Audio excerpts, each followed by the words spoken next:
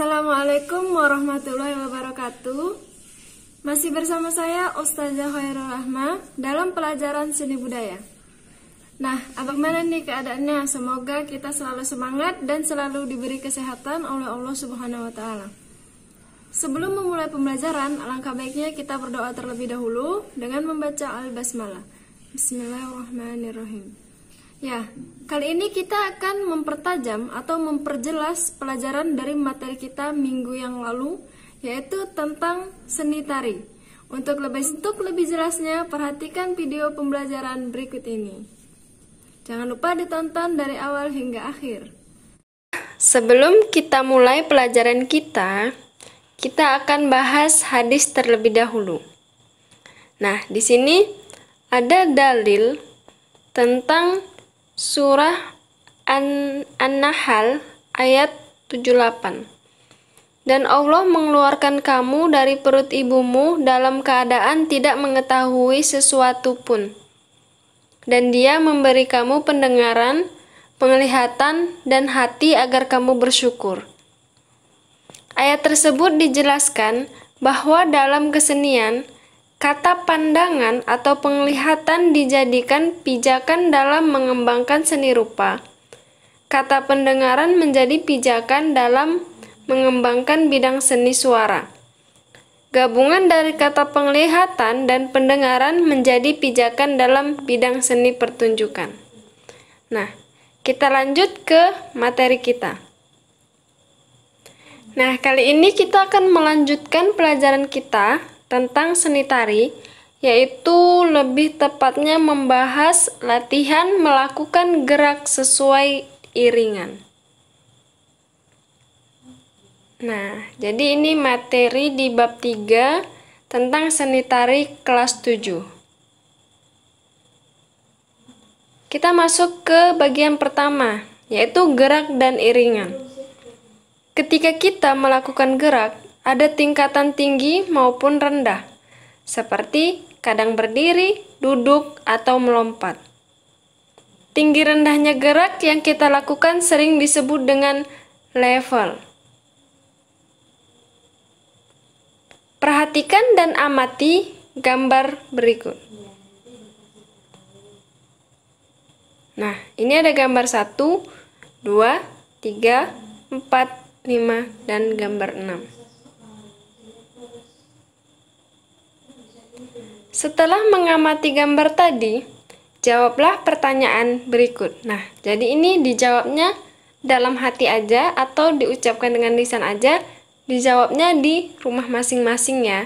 Ini hanya pertanyaan untuk sekilas saja, bukan tugas yang mau dikumpulkan.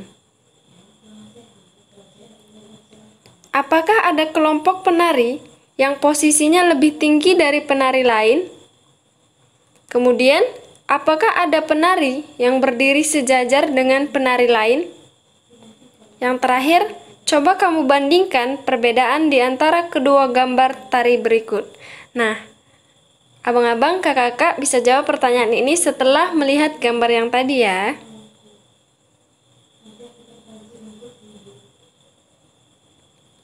Lanjut ke pembahasan tentang level.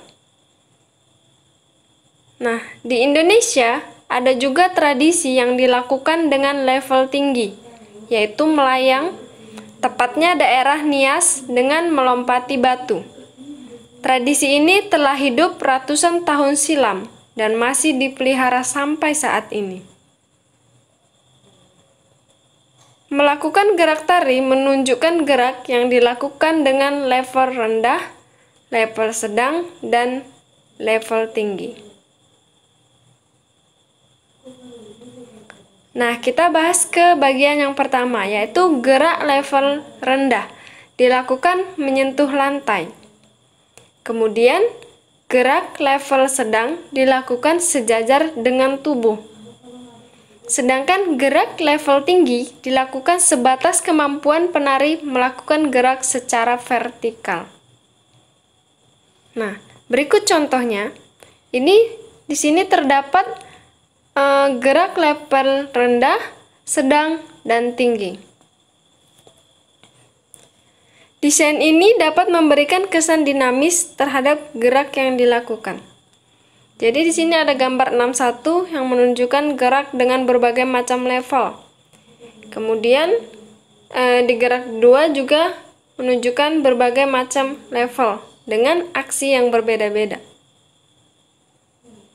Nah, selanjutnya kita masuk ke pembahasan tentang level gerak. Oke, level gerak itu yang pertama ada level tinggi. Jadi di sini, level tinggi pada gerak tari sering dilakukan pada tradisi tari balet. Jadi penari balet itu sering melakukan gerakan pada level tinggi dengan melayang, kemudian memutar. Nah, jadi gerakan tari balet itu kan merupakan gerakan vertikal dari penari. Selanjutnya kita masuk ke dalam pembahasan yang tadi, melanjutkan yaitu tentang gerak tinggi. Untuk dapat melakukan gerak melayang, diperlukan teknik gerak dengan baik dan benar. Nah, berikut contoh dari gerak tinggi, yaitu tarian balet. Di sini menunjukkan gerakan melayang. Jadi di sini gerakan ini tuh memberikan kesan desain yang tampak kuat dan dinamis.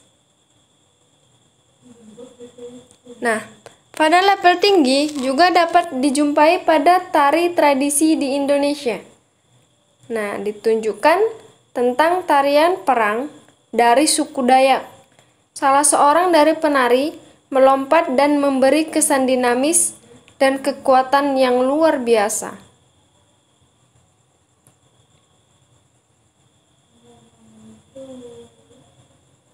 Tarian dengan tema perang di setiap suku memiliki kemiripan level tinggi. Level tinggi ini berfungsi juga untuk menunjukkan antara dua peran yang berbeda. Nah, jadi contoh gerakan melayang tadi yang tari tradisional, yaitu ini contoh gambarnya, memberikan kesan yang kuat dan dinamis dari suku Dayak.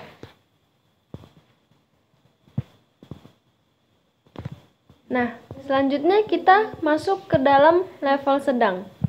Gerak pada level sedang hampir dimiliki oleh semua tari tradisional di Indonesia.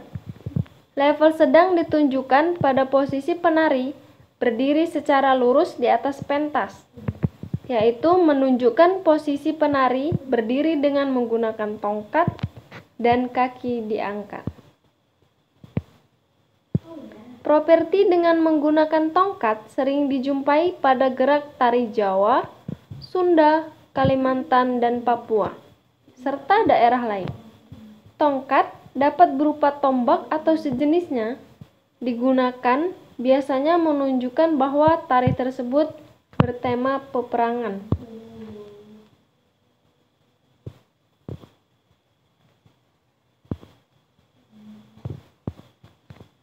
Nah, berikut merupakan contoh dari tari sedang.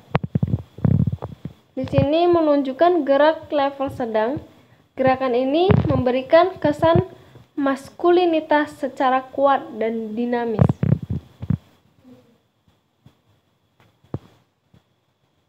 Kemudian kita masuk ke gerak level sedang.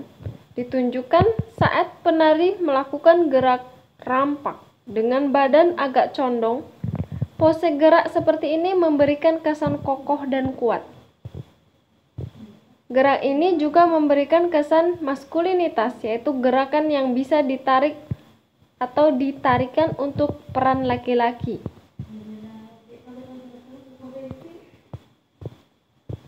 Pernahkah abang atau kakak melihat seorang anak berguling-guling dari satu tempat ke tempat lain, terus bergerak seolah tanpa lelah atau tanpa merasa capek?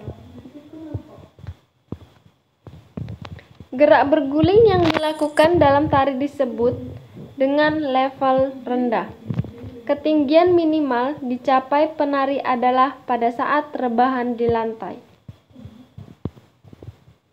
Nah, berikut contoh dari tari rendah. Di sini menunjukkan gerak level rendah dengan penari berguling di lantai atau berbaring di lantai.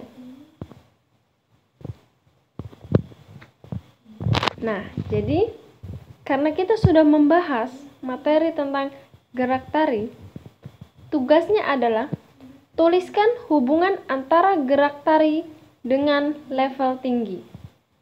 Kemudian, apa manfaat yang didapatkan dari mempelajari seni tari, baik yang berkembang di daerah tempat tinggalmu atau daerah lain? Yang ketiga, bagaimanakah pendapat abang atau kakak jika ada orang asing yang mempelajari tari-tarian dari Indonesia? Selanjutnya, tuliskanlah hubungan antara gerak tari dengan level rendah. Nah, kesimpulannya, jadi level gerak yang dilakukan dapat dibagi menjadi 3, yaitu tinggi, sedang, dan rendah. Level pada gerak berfungsi untuk membuat desain bawah dan atas, sehingga gerakan tari yang dilakukan tampak dinamis. Level gerak juga berhubungan dengan ruang, waktu, dan tenaga. Level dapat membentuk ruang.